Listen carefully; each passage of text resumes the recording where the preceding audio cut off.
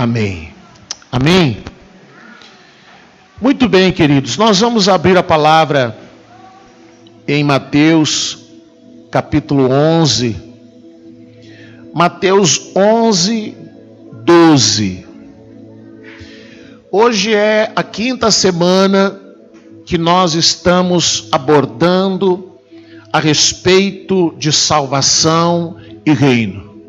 Lá atrás, nós falamos sobre eu pequei. Será que eu perdi a salvação?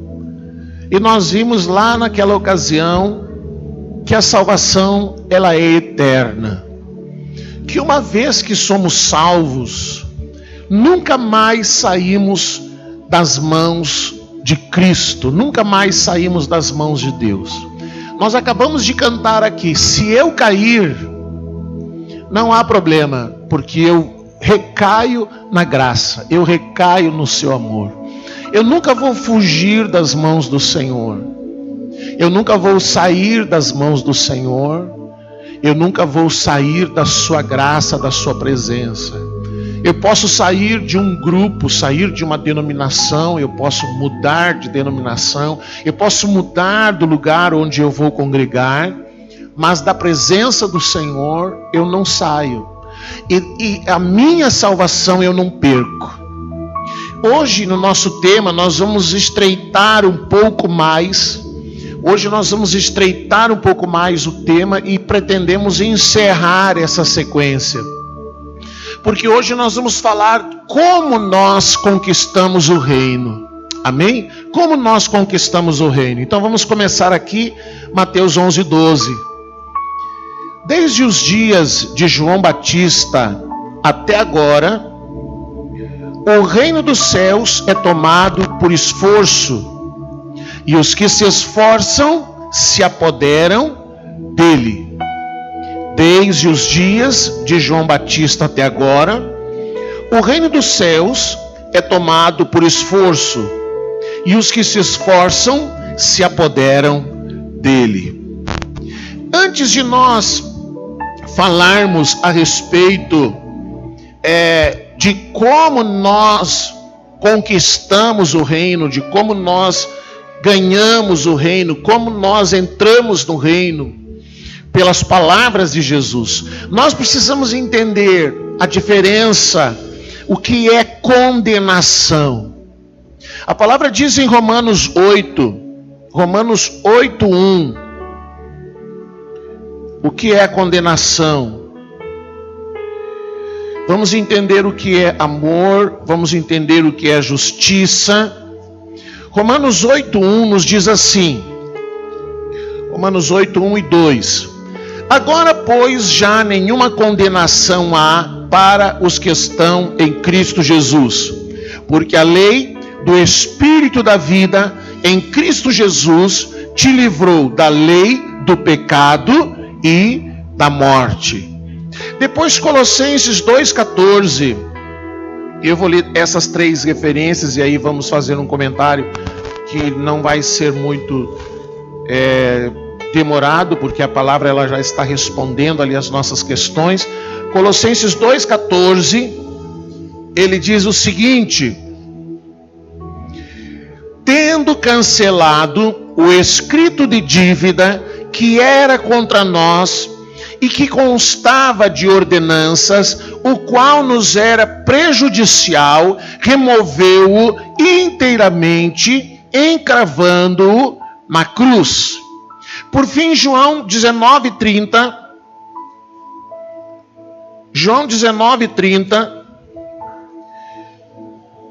que foi a última expressão, as últimas palavras que Jesus declarou na cruz.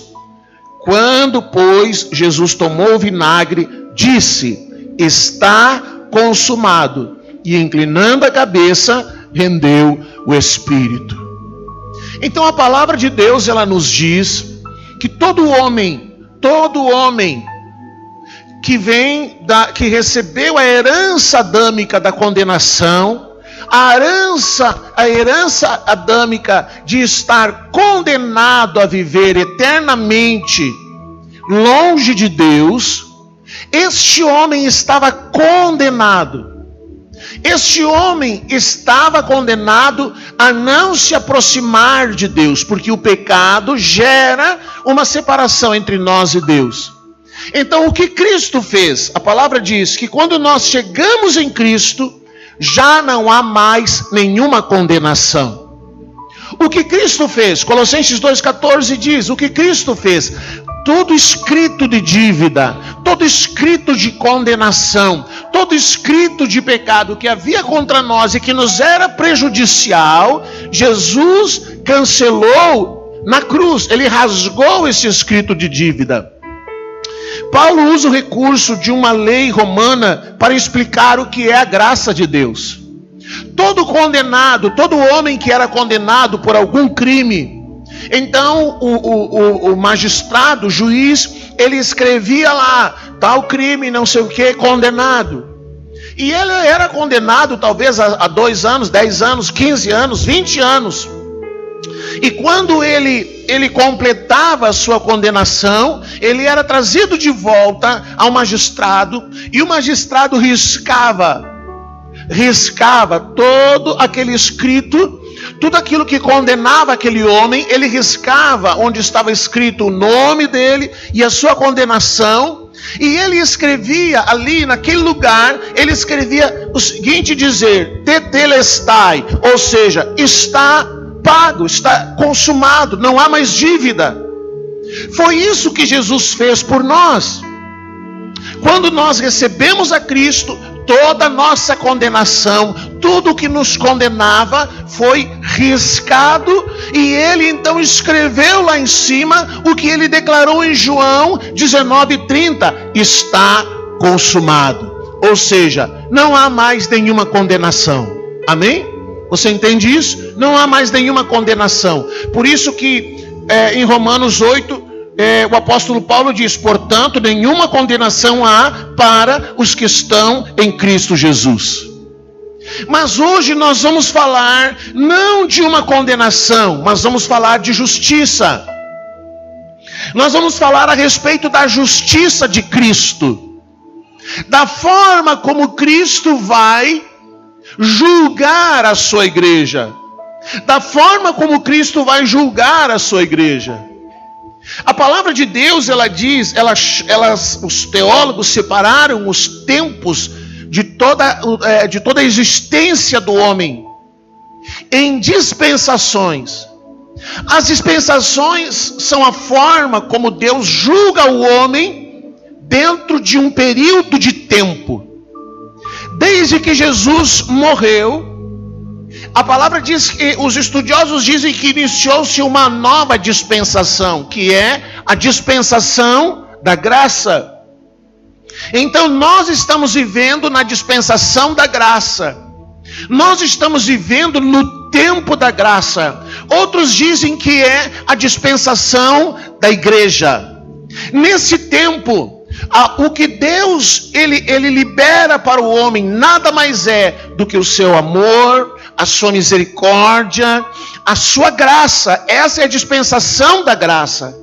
Às vezes alguém, no meio de um problema, no meio de uma dificuldade, no meio de uma situação ruim, em que ele se sente desconfortável, alguém diz assim, ai meu Deus, tem misericórdia de mim. Você nunca ouviu alguém dizer isso? Ai meu Deus, tem misericórdia de mim. Mas Lamentações, capítulo 3, verso 22, ele diz assim, as misericórdias do Senhor são a causa de não sermos consumidos, porque as suas misericórdias não têm fim, novas são cada manhã, grande é a tua fidelidade. Então isso significa que quando as coisas estiverem ruins para você, que quando você achar que Deus está te apertando, que Deus está te pressionando de alguma forma, e você se sentir desconfortável, e você perceber que está muito difícil, você não precisa dizer, ai meu Deus, tem misericórdia de mim, porque Ele já tem muita misericórdia de nós. A palavra diz que a causa de não sermos destruídos, de não sermos mortos pelo Senhor, é justamente por causa da sua misericórdia.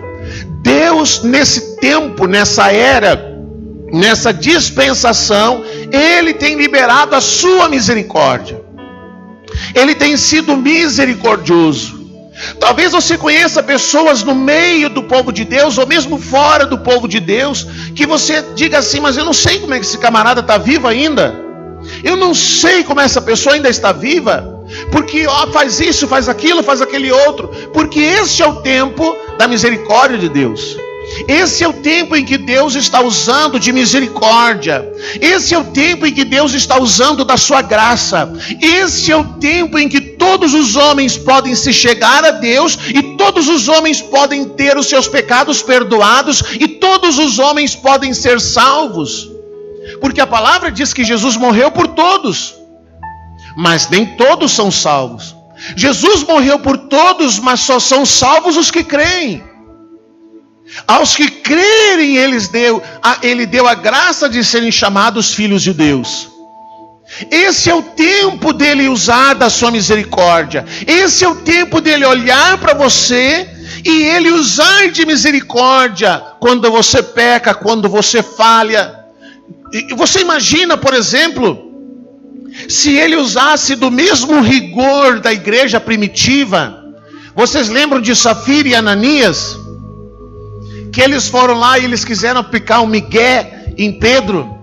Que eles viram que Barnabé um dia chegou lá no culto, e Barnabé, na hora da oferta, na hora do ofertório, na hora da contribuição, Barnabé chega diante dos apóstolos e ele diz: olha, eu vendi uma propriedade, está aqui, eu estou doando, eu estou ofertando todo o valor da venda. E talvez naquele culto, naquele momento, Pedro ou os apóstolos tenham comentado da generosidade de Barnabé, e que Safira e Ananias, vendo isso, imaginaram: poxa vida, eu também queria ser honrado assim. E eles então tomam uma decisão, eles vendem uma propriedade, eles vendem uma área de terras, e eles querem fazer a mesma coisa que Pedro. A diferença é que eles separam uma parte deste valor. Eles separam uma parte desse valor, mas lá no culto eles chegam e dizem assim: aqui está todo o valor. Só que quando eles chegam lá, Pedro pergunta: mas está aqui todo o valor? Está certo? Não, está aqui todo o valor está aqui. E aí Pedro diz: olha, se fosse de vocês, vocês não teriam todo o valor. Por que vocês estão mentindo? E Pedro expõe aquele pecado, expõe aquela situação, e primeiro cai ela morta, depois ele, enfim. Porque eles estavam tentando enganar ao Senhor. O apóstolo Luiz Hermínio diz assim: ó, se você não vai doar tudo, cuidado para não entrar na fila errada, na fila de quem está doando tudo, porque Deus sabe que você não está doando tudo. Então a palavra diz que esse tempo é um tempo em que todos podem ainda chegar ao Senhor. Todos podem ainda serem tratados com alguma misericórdia. Mas a questão é: e quando terminar? E quando nós morrermos? Talvez quantas vezes alguém me perguntou, ou quantas vezes você se perguntou: mas pastor, nós conhecemos no meio do povo de Deus, nós conhecemos no meio da igreja pessoas que são piores do que aquelas que estão no mundo. Nós conhecemos no meio do povo de Deus pessoas cujo testemunho de vida é um escândalo para a igreja. Pessoas que cometem todo tipo de pecado.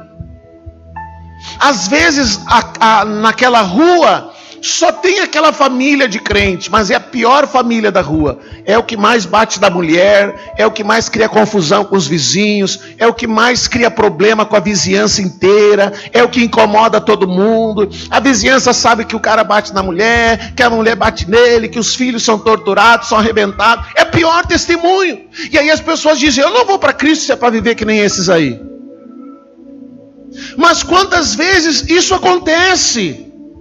Quantas vezes esse tipo de coisa acontece? Às vezes o maior Dom Juan da vila é um cara que é crente.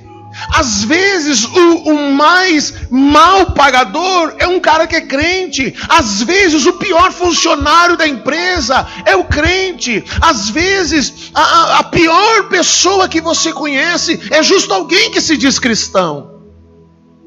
E aí você pergunta: eu não perco a salvação, eu não perco a minha salvação. Então quer dizer que eu que procuro viver a palavra, que eu procuro ter caráter, o meu caráter tem sido tratado por Deus, eu procuro ser uma pessoa de palavra, eu procuro ser uma pessoa de conduta, eu procuro viver a palavra, eu procuro andar em obediência. Quer dizer que eu vou morrer e aquele cara vai morrer e vai ser igual, vai ficar por isso mesmo? Não vai. Agora é o tempo de Deus usar da sua misericórdia. Mas chegará um dia em que Ele vai chamar os salvos. E isso se for salvo, vamos dizer isso, né? Porque às vezes porque está dentro de uma igreja não quer dizer que está salvo. Porque Jesus um dia foi no templo, lá numa hora do culto, apareceu lá um endemoniado lá que se atirou no chão. Às vezes está dentro do culto, mas é um endemoniado, nem salvo é. Está lá para perturbar, está lá para incomodar. Mas vamos dizer que seja salvo. Vamos dizer que recebeu a Jesus. Vamos dizer que essa pessoa de má conduta é uma pessoa que era salva. E ele vai morrer e eu vou morrer. Nós dois vamos partir. O que vai acontecer? Como que fica isso diante de Deus? Porque a palavra diz que Deus é um justo juiz. Como é que Cristo vai tratar essas coisas? Olha o que diz a palavra. Salmo 89, 14. Salmos 89, 14. Salmos 89, 14. Ele diz assim: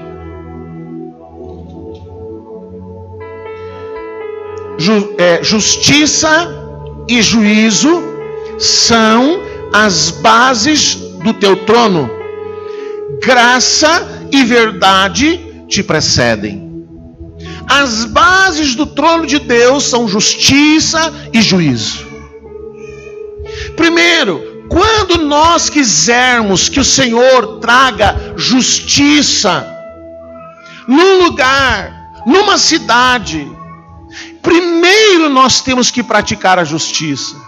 Às vezes alguém diz: porque o pobre, o necessitado, o governo não faz nada, o governo não ajuda, o governo não faz isso, o vereador não faz aquilo, o prefeito não faz aquilo. Mas você sabia que na tribo de Israel não tinha INSS? Você sabia que na tribo de Israel não tinha asilo para colocar os idosos? Você sabia que na tribo de Israel quem cuidava dos idosos era a família?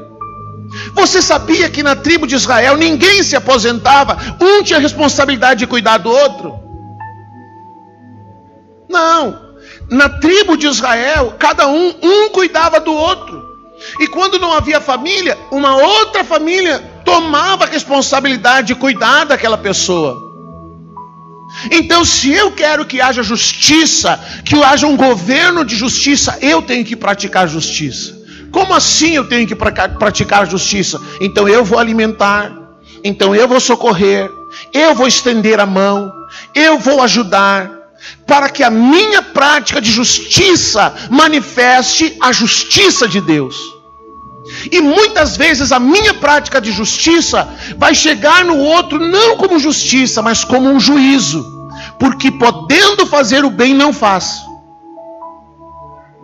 Podendo fazer o bem não faz. E a palavra de Deus ela diz: aquele que sabe que deve fazer o bem e não faz, nisso está pecando. Isso se chama omissão. Se omitir. Para Deus não quer saber de eu chegar para alguém necessitado, a pessoa está com fome, não tem o que comer, então eu vou dar uma de religioso, fazer uma cara de paisagem e vou dizer para ele: eu vou orar por você. Não é isso que eu tenho que fazer. Eu tenho que alimentá-lo se ele precisa de comida. Eu tenho que socorrê-lo se eu posso socorrê-lo. Eu tenho que vesti-lo se eu puder vesti-lo. Então, se eu quero justiça, eu tenho que praticar justiça. Se eu quero que haja um governo de justiça na minha cidade, eu tenho que praticar justiça. Então Deus vai trazer justiça sobre aquele lugar. Deus vai fazer com que a justiça surja. Isso agora, aqui na terra. Mas morreu, partiu. Ele partiu e eu parti. Como é que fica? A palavra de Deus diz que agora Deus vai ter uma forma de tratar com os salvos. E quando ele tratar com os salvos, vai ser diferente da forma como ele trata agora. Quando Cristo for tratar com os salvos, quando acontecer o arrebatamento da igreja, os salvos morreram, os salvos partiram, bem-aventurados aqueles que dormem desde agora no Senhor. Eles estão lá esperando, aguardando o momento em que serão ressuscitados e que eles comparecerão diante do Senhor, em que eles comparecerão diante de Cristo. Vamos ver o que diz a palavra, Mateus 20.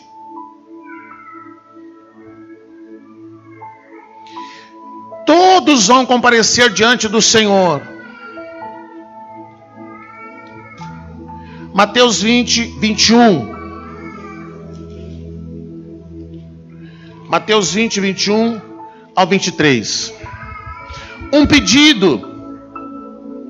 A mãe de 2 discípulos de Jesus vieram até ele e fizeram um pedido. Olha só o que ela pediu para eles. Mateus 20, 21 ao 23. Jesus, porém, lhes respondendo, em verdade, vos digo, que se tiveres fé e não duvidares. Epa, não é esse aqui. Eu estou lendo errado. Estou lendo errado. Se liga, pastor. Aqui. Perguntou-lhe ele, que queres? Se eu ler o verso anterior, o 20 diz assim: então se chegou a ele a mulher de Zebedeu com seus filhos, e adorando-o, lhe pediu um favor. A mãe de 2 discípulos de Jesus foi pedir um favor para Jesus. Eles acharam que Jesus era algum político, que Jesus era alguém que queria prestar algum favor aos seus filhos. Então ela faz um pedido para Jesus. Perguntou-lhe ele, que queres? E ela respondeu, manda que no teu reino esses meus 2 filhos se assentem, um à tua direita e o outro à tua esquerda. Mas Jesus respondendo, não sabeis o que pedis. Podeis vós beber o cálice que eu estou para beber? E rapidamente eles responderam, podemos. Então ele lhes disse, bebereis o meu cálice, mas o assentar-se à minha direita e à minha esquerda não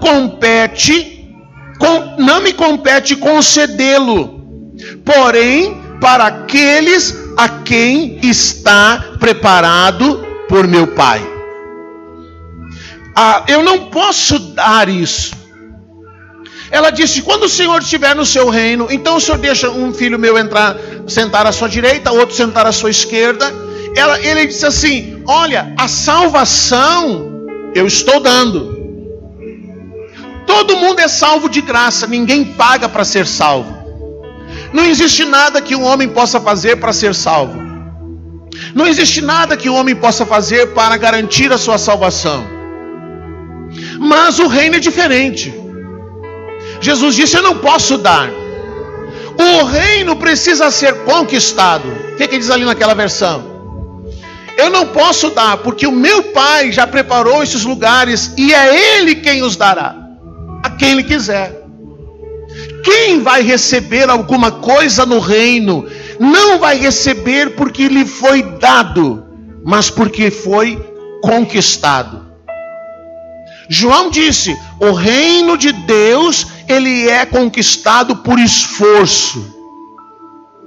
Ninguém simplesmente vai chegar e Jesus e vai chegar lá na hora, Jesus vai chamar os filhos de Zebedeu e vai dizer: lembrei daquele pedido de vocês, agora você vem, senta aqui. Não, tem que ter esforço para entrar no reino, tem que merecer entrar no reino. Eu não preciso merecer para ser salvo.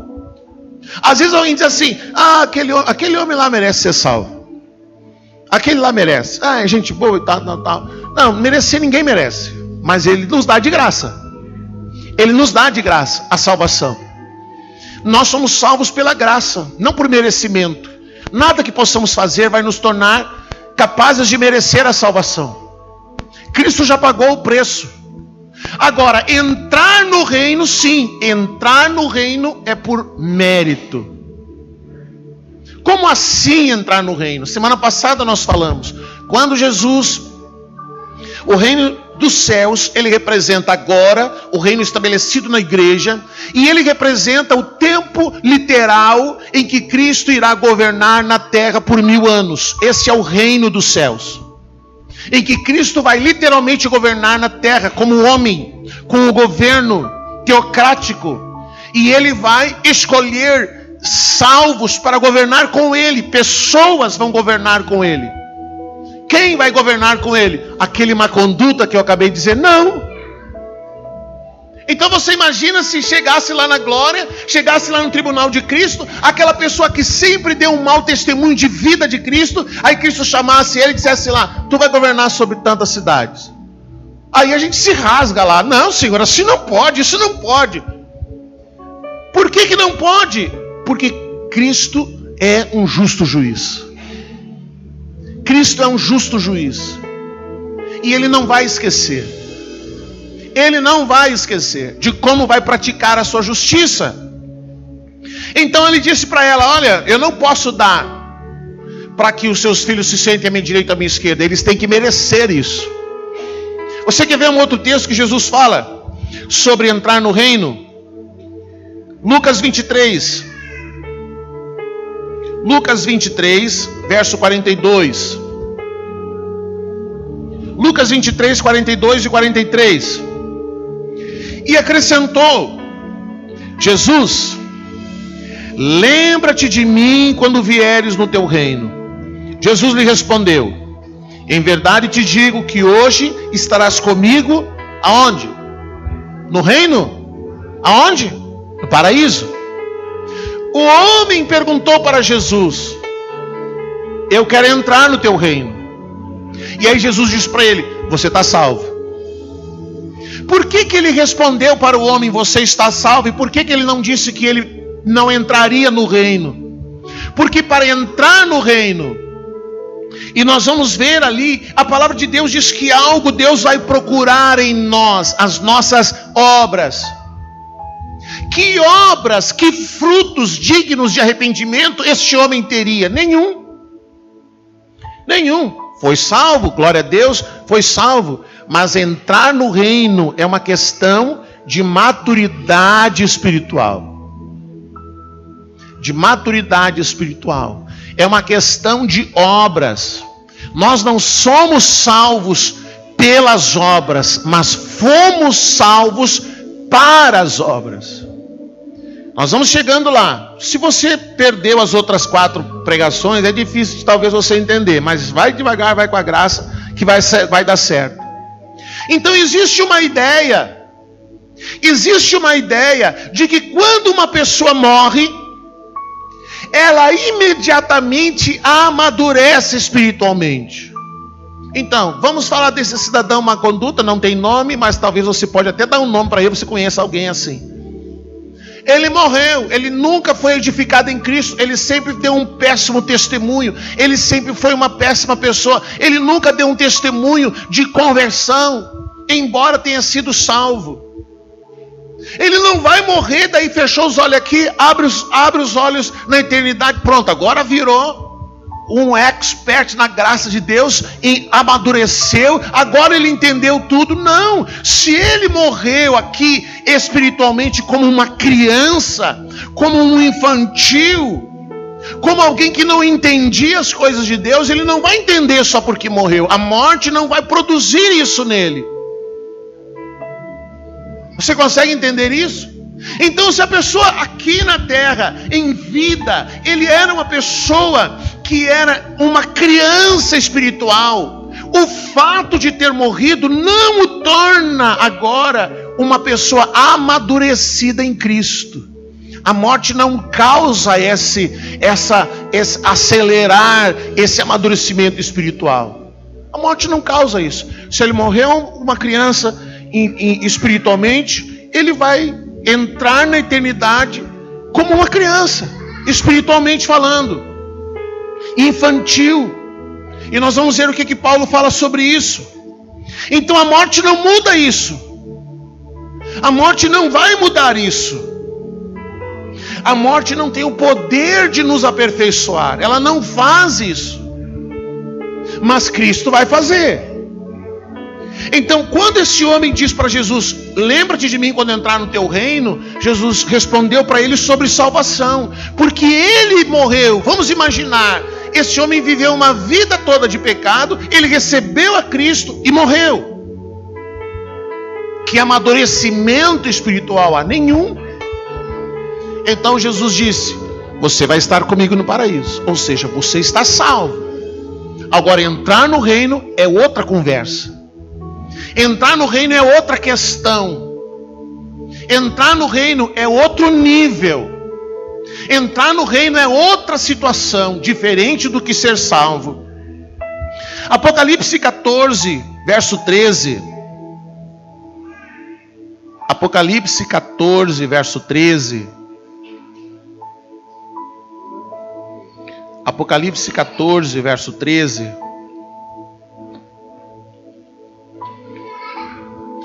Olha só.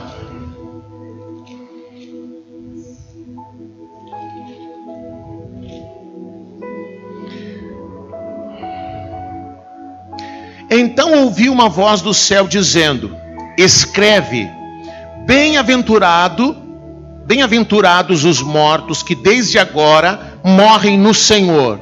Sim, diz o Espírito, para que descansem das suas fadigas, pois as suas obras os acompanham. As suas obras o acompanham. Então Jesus diz: bem-aventurados aqueles que dormem no Senhor, aqueles que morrem no Senhor, agora vai descansar das suas fadigas, do seu trabalho, do seu esforço. Jesus não está falando que se o camarada era salvo, era cristão, e o trabalho dele, então, na terra, era um trabalho cansativo, exaustivo, era um trabalho que provocava esgotamento físico. Não é disso que Jesus está falando. Jesus diz: está descansando dos trabalhos espirituais, dos esforços espirituais, daquilo que ele fez em prol do reino, das obras que ele fez pelo reino. É disso que ele vai descansar. Não é da vida trabalhosa, do esforço pesado que ele tinha. E aí ele morre e vai dizer: graças a Deus, agora não vou mais quebrar pedra, agora vou... Não é isso. Ele está falando das coisas que fazemos para o Senhor. Então, que obras são essas? Que obras são essas que Jesus procura em nós? Ele procura o quanto da nossa alma foi formada de Cristo. Porque a palavra de Deus diz: até que Cristo seja formado em vós.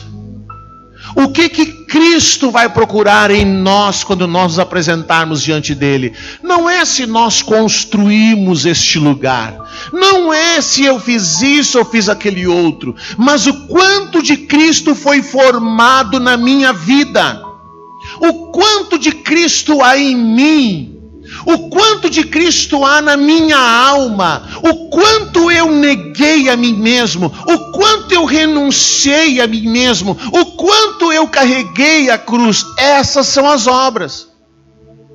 as obras da justiça. Se eu alimentei alguém e alimentei por causa de Cristo, se eu vesti alguém e eu fiz isso por causa de Cristo, se eu fiz alguma coisa e fiz por causa de Cristo. Na semana passada nós falamos sobre tratar as pessoas com excelência. Então, se eu trabalhava lá na minha empresa e eu tratava as pessoas com excelência, porque a palavra diz: tudo que você fizer, faça como para o Senhor. Então aquela pessoa não merecia, mas eu fazia como para o Senhor. Então isso são obras de alguém em que Cristo estava sendo formado.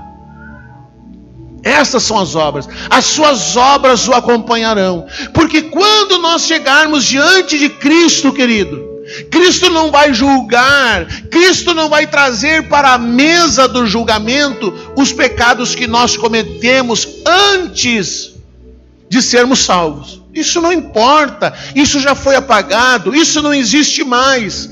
O que ele vai perguntar é sobre aquilo que nós fizemos depois da cruz.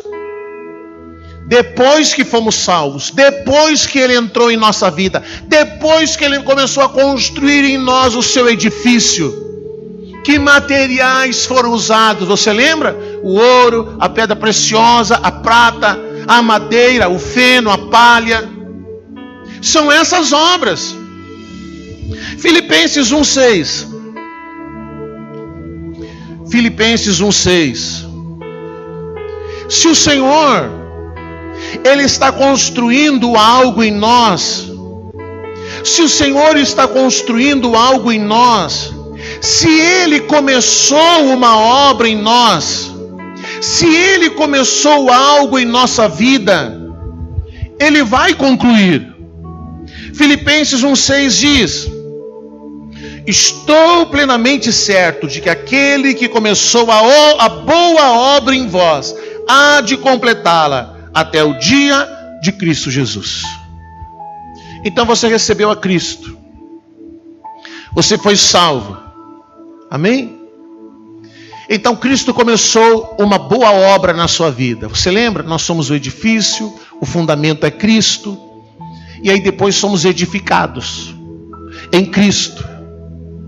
Aí alguém não é edificado em Cristo, alguém não está sendo edificado em Cristo, alguém, na vida de alguém, Cristo não está sendo formado. A boa obra que o Senhor começou, Ele vai terminar. Se Ele não terminar aqui nessa vida, enquanto você está vivo, Ele não pode terminar. Fica tranquilo. E não pode terminar por sua causa, porque você não negou a si mesmo, você não carregou a cruz, você não se sujeitou à vontade de Deus, porque a palavra de Deus diz assim, sujeitai-vos a Deus e resisti ao diabo. Às vezes a pessoa faz o avesso, ela quer resistir a Deus e se sujeitar ao diabo. Mas tudo bem, é ela. A obra que Cristo começou, Ele vai terminar. Se Ele não terminar aqui, Ele tem 1000 anos, Ele tem 1 milênio para concluir essa obra. Mas Ele vai concluir. Se você não consegue amadurecer espiritualmente, porque você nunca quer se dedicar ao Senhor, nunca quer tempo para o Senhor, não tem problema. Tem 1 milênio para Ele fazer isso. Ele vai ter 1000 anos para formar Cristo em você. Ele vai ter 1000 anos para trabalhar na sua vida. O tempo em que você deveria governar com Cristo na terra por 1000 anos, Ele vai usar esse tempo para formar Cristo em você. Então você está seguindo ao Senhor por 10, 20, 30 anos, quantos anos aqui para frente? Mas você não quer que Cristo seja formado em sua vida, você não quer viver o propósito, você quer viver a sua vida. Não tem problema, viva a sua vida. Faça o que você quiser. Você vai viver sempre combatendo o Senhor. Você lembra que Gamaliel, quando eles começaram a perseguir os cristãos, Gamaliel disse assim, olha, eu se fosse vocês deixava esse povo em paz, porque vocês podem estar lutando contra Deus. E está cheio de crente lutando contra Deus, porque eles acham que Deus tem que fazer o que eles querem. Eles acham que Deus tem que cumprir a vontade que eles têm no seu coração. Eles acham que Deus tem que dar carro, que tem que dar casa, que tem que dar luxo, que Deus tem que dar o melhor. Enquanto que Jesus, na oração do Pai Nosso, Ele nos ensinou a dizer assim, o pão nosso de cada dia. Mas as pessoas acham que Jesus tem que encher eles de luxo, de dinheiro, que eles têm que melhorar socialmente, porque esse é o resultado do Evangelho. O resultado do Evangelho é Cristo ser formado em nós. O Evangelho é para que Cristo seja edificado em nós, não tem a ver com as nossas necessidades. Então, quando alguém vai a Cristo só por suas necessidades, ele não está recebendo o Evangelho como ele deve ser, porque o Evangelho não tem a ver com as minhas necessidades, mas com edificar Cristo em mim, em me confrontar, em me alinhar com Cristo. Esse é o objetivo do Evangelho. Então alguém diz: eu oro, pastor. Por que você ora? Eu oro porque agora eu vou fazer um concurso. Eu oro porque agora eu vou fazer uma entrevista. Eu oro porque eu estou passando um problema. Não, você não ora, você só fala das suas necessidades. Porque o objetivo da oração não é isso. O objetivo da oração é trabalhar no meu espírito. Não é suprir as minhas necessidades. Eu posso orar pelas minhas necessidades, as minhas súplicas, mas eu também tenho que orar para ser edificado. Não basta eu só chegar diante de Deus e trazer a minha listinha. Eu preciso também ser edificado. Então a palavra diz que essas obras é o que o Senhor vai procurar em nós. Mateus 5:23. Vamos ver como é que o Senhor vai trabalhar algumas coisas. Eu não vou entrar em muitas porque nós não vamos ter tempo. Eu teria que ficar mais alguns domingos falando sobre isso e nós vamos encerrar hoje. Mateus 5:23-26. Se, pois, ao trazeres ao altar a tua oferta, ali te lembrares de que teu irmão tem alguma coisa contra ti. Jesus está falando para quem? Para quem Jesus está falando? É para os ímpios? É para os salvos. Se lembrares que o teu irmão tem alguma coisa contra ti, deixa perante o altar a tua oferta e vai primeiro reconciliar-se com teu irmão. E então, voltando, faze a tua oferta. Entra em acordo sem demora com teu adversário, enquanto estás com ele a caminho, para que o adversário não te entregue ao juiz, o juiz ao oficial de justiça, e sejas recolhido à prisão. Em verdade te digo que não sairás dali enquanto não pagares o último centavo. Ai, ai, ai. Do que Jesus está falando? Sobre perdão, sobre perdoar, sobre como nós temos que lidar com as questões da vida. É bem provável que possamos ter problemas com irmãos da fé, que possamos ter problemas com familiares, com parentes, com amigos. Mas Jesus, ele disse assim, resolve isso. Não adianta a pessoa dizer assim: mas eu não perdoo porque Deus não falou comigo. Eu não perdoo porque eu não sinto no meu coração. Irmão, você não vai sentir, porque você sente vontade de se vingar, não é de perdoar. Mas Jesus diz na sua palavra, na oração do Pai Nosso, ele diz: perdoa as minhas ofensas do mesmo jeito que eu perdoo a quem me tem ofendido. Então, se alguém espera que Deus fale alguma coisa, Jesus já falou na oração do Pai Nosso. Então, o que Jesus diz?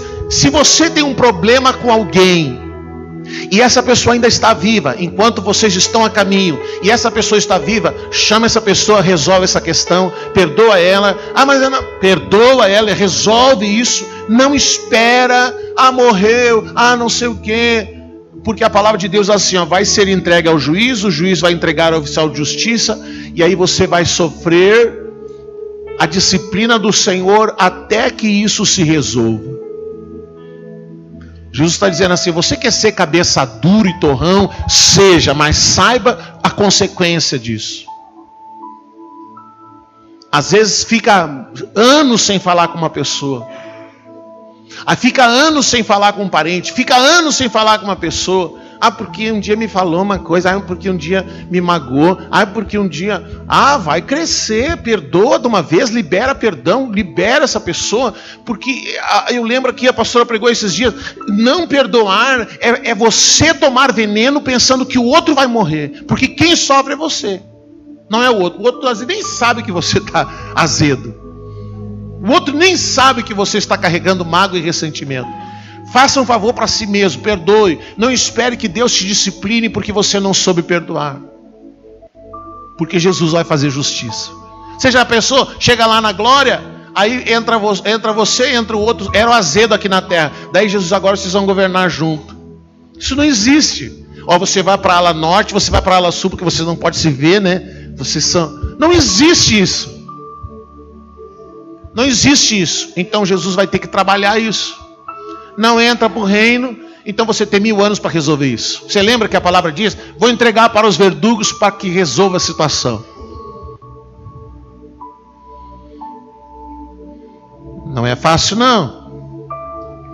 Resolve enquanto está vivo, irmão. E se morreu, pastor? Resolve isso aí. 1 Coríntios 3. Olha o que Paulo fala. 1 Coríntios 3. Eu, porém, irmãos, não vos pude falar como a espirituais, e sim como a carnais, como a crianças em Cristo. Leite vos dei a beber, não vos dei alimento sólido, porque ainda não podeis suportá-lo, nem ainda agora podeis, porque ainda sois carnais. Sabe o que Paulo fala? Paulo diz que no meio do povo de Deus existe 2 tipos de pessoas, o espiritual e o carnal. Ele vai citando depois as obras da carne. Ele vai citando depois, ele vai falando lá da divisão, de discórdia, de entendimento, ele vai falando um monte de coisa. O crente carnal é aquele que fica azedo, que fica, o irmão. E a gente brinca assim, florzinha de Jesus, ninguém pode olhar, ninguém pode tocar. Ninguém pode, já fica azedo, já fica virado, já amarra o burro e coisa. Paulo diz: vocês precisam ser espirituais. Como que eu vou tratar de questões espirituais se vocês ainda são carnais? Só que no reino, irmãos, os carnais não vão entrar. Os carnais não vão entrar. Cristo vai ter que terminar uma obra na vida deles. Os carnais, Cristo vai ter que continuar trabalhando na vida deles. Como é que eu me torno espiritual? Me sujeitando a Deus, negando a mim mesmo, carregando a cruz, seguindo a Jesus. Dia após dia, um dia após o outro. O que mais que diz a palavra? Lucas 19. Lucas 19, 15. Lucas 19, 15. Olha só. Quando ele voltou, depois de haver tomado posse do reino, a parábola das 10 minas. Quando ele voltou, depois de haver tomado posse do reino, mandou chamar os servos a quem dera o dinheiro, a fim de saber que negócio cada um teria consigo. Que negócio cada um teria conseguido. Compareceu o primeiro e disse: Senhor, a tua mina rendeu 10. E respondeu-lhe o Senhor: muito bem, servo bom, foste fiel no pouco, terás autoridade sobre 10 cidades. Veio o segundo dizendo: Senhor, a tua mina rendeu 5. A este disse: terás autoridade sobre 5 cidades. Então nós vemos aqui que quando nós entrarmos no reino, a recompensa que será dada não é igual para todos, porque será conforme as obras. Então, não serão todos que governarão sobre 10 cidades, não serão todos que governarão sobre 5 cidades, não serão todos que receberão a mesma recompensa. Haverá diferença de recompensas e haverá aqueles que não receberão recompensas. E ao invés de recompensas, receberão disciplina. Olha só o que Jesus fala, Mateus 20, verso 8. 8 ao 16. Então Jesus lhe replicou: pois nem eu vos digo com que autoridade... Deixa eu ver se eu estou lendo certo. Eu estou lendo Lucas, ó. Que barbaridade. Mateus 20, 28. Ao cair da tarde, disse o senhor da vinha ao seu administrador: chama os trabalhadores. A parábola dos trabalhadores da vinha. Chama os trabalhadores e paga-lhes o salário, começando pelos últimos, indo até os primeiros. Vindo os da hora 1/10, recebeu cada um deles 1 denário. 1/10 é a 12ª hora. Ao chegarem os primeiros, pensaram que receberiam mais. Porém, também esses receberam 1 denário cada um. Mas, tendo-o recebido, murmuravam contra o dono da casa, dizendo: esses últimos trabalharam apenas 1 hora. Contudo, os igualaste a nós, que suportamos a fadiga e o calor do dia. Mas o proprietário, respondendo, disse a um deles: amigo, não te faço injustiça. Não combinaste comigo 1 denário? Toma o que é teu e vai-te, pois quero dar a este último tanto quanto a ti. Porventura não me é lícito fazer o que quero com o que é meu? Ou são maus os teus olhos porque eu sou bom? Assim os últimos serão os primeiros, e os primeiros serão os últimos. O que Jesus está dizendo? O fato de eu ser salvo há 47 anos não significa que eu vou entrar no reino e daí eu vou ganhar tudo que eu tenho recompensa lá. E aí o Samuel está aí há 4, 5 anos, ele chega lá e não vai receber nada porque faz 4 ou 5 anos. Isso não importa, não é tempo de salvação. Não é, são as obras. Eu posso estar há 40 anos salvo e não fazer nada para Cristo e não ganhar nada. E também se eu fizer alguma coisa pensando, agora eu vou fazer tudo certinho porque eu vou chegar lá e eu quero reinar sobre 10 cidades. Também não é isso. Porque daí eu não estou fazendo para Cristo, eu estou fazendo por mim. Não sei se você entende isso. Eu estou fazendo porque eu quero receber algum mérito. Não por Cristo. Não pelo seu reino, eu estou fazendo por mim. Não é o tempo de ser salvo ou não. É as obras que eu faço para Cristo. Você entende? Amém? 1 Coríntios 3.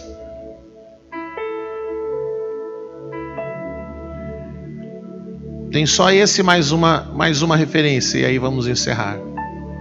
1 Coríntios 3,14.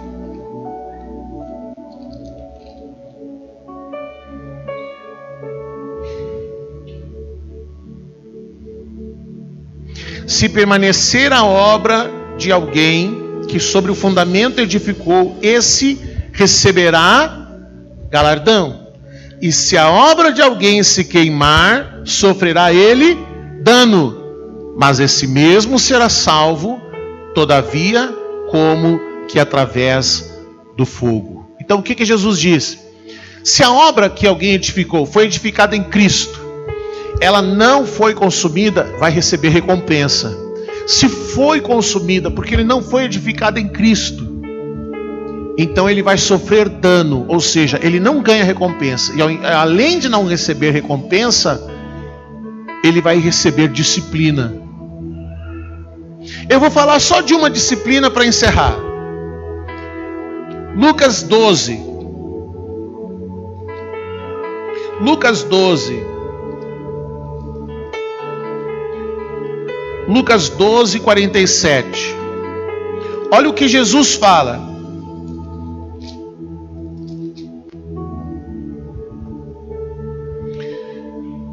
Aquele servo, porém, que conheceu a vontade de seu senhor e não se aprontou.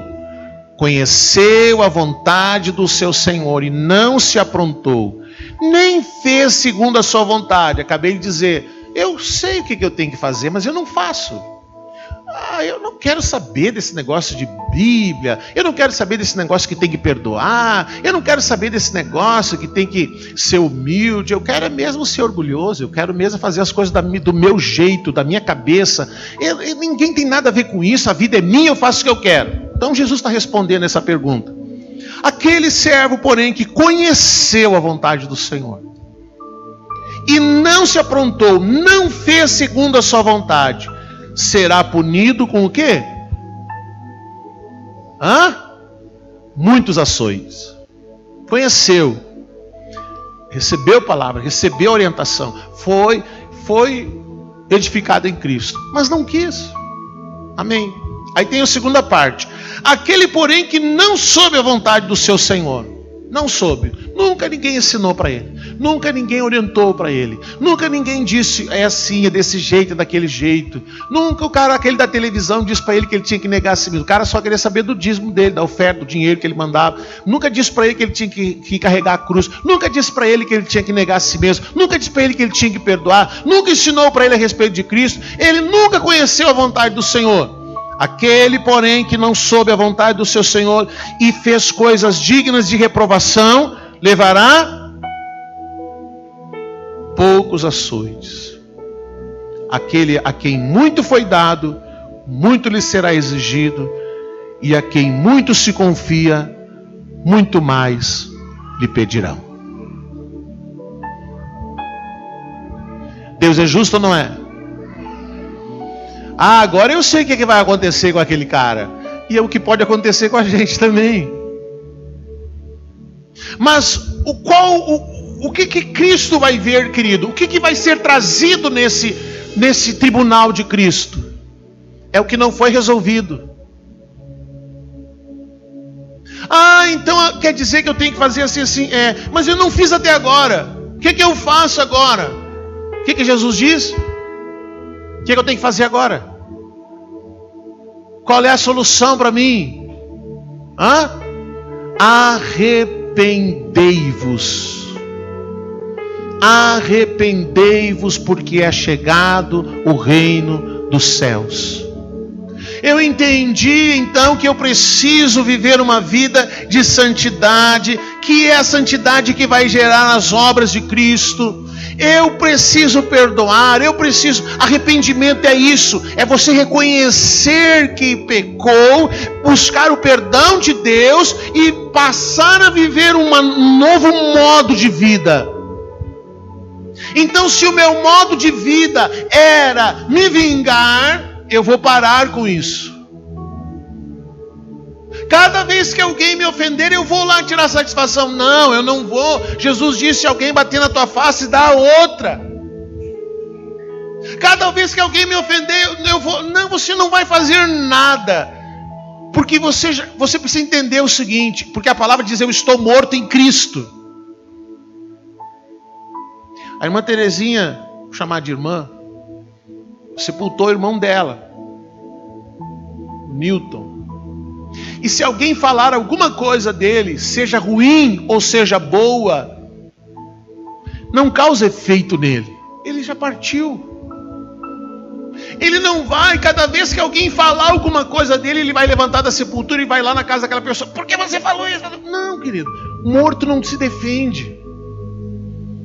Você nunca viu quando dá aquelas confusão em processos, aí o cara que morreu, ele que era o culpado. O cara morreu, não está aí para se defender. Quem vai defender ele? Ele não está aí para se defender. É assim que você tem que ser. Se alguém te ofendeu, querido, baixa a bola. Deixa na mão de Deus. Perdoa.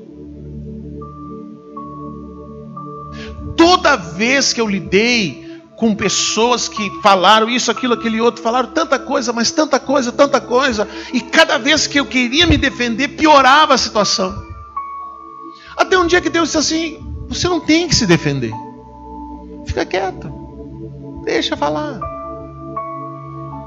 Mas é injustiça, Senhor. Deixa falar. A palavra diz assim, a justiça do homem não produz a justiça de Deus. Talvez eu me sentisse a minha alma se sentisse aliviada se eu procurasse aquele camarada e enfiasse a mão na cara dele, quebrasse o nariz dele. Como eu brinco às vezes, botar o Muay Thai em ação, talvez fizesse bem para a minha alma, mas isso não iria produzir a justiça de Deus. Deus sabe como resolver essas coisas. Então nós precisamos aprender. Põe na sua cabeça assim: eu estou morto com Cristo. Eu não vou me defender. Eu não vou para as redes sociais derramar minha alma. Vocês acham que eu não tenho dia de ficar azedo? Vocês acham que eu não tenho dia que eu fico irritado? Vocês acham que não tem dia assim que dá vontade de fazer alguma coisa? Mas eu não vou lá pro Facebook: hoje eu vou matar alguém. Eu não vou colocá-lo no Twitter: se eu encontrar o fulano hoje, vai ter crime. Não. Porque o Facebook, as redes sociais, são as cartas que as pessoas vão ler de Cristo na nossa vida. Então, cada vez que eu vou para a rede social vomitar minha alma, o que essas pessoas estão lendo? Aí vai chamar o compadre, vai chamar amigo: olha aqui o que o pastor botou. Foi um pastor que botou isso? Foi um pastor que disse isso? Eu não tenho que me defender, eu não tenho que julgar, eu não tenho que condenar, eu tenho que viver a minha vida com Cristo, porque a palavra diz que cada um vai dar conta de si mesmo. Eu amo demais a minha esposa, mas eu não vou dar conta da vida dela. Eu amo demais as minhas filhas, mas eu não vou chegar lá diante do Senhor e vou responder por elas. Elas vão responder por elas e eu vou responder por mim. E a mesma coisa é você. Então, se você chega à conclusão que está tudo errado, que você está fazendo tudo errado, há um caminho, há uma porta, há uma solução. Arrependa-se e muda de vida. Mude de vida, deixa o Espírito Santo mudar essa tua vida, moldar essa tua vida. Se você não consegue, querido, saia da rede social. Sai de lá. Se você não consegue manter a sua alma nos limites do Espírito, sai de lá. Mas não fica vomitando a alma lá. Não fica jogando setas inflamadas para um e para outro. Para com isso. Vai se converter. Amém? Vamos orar?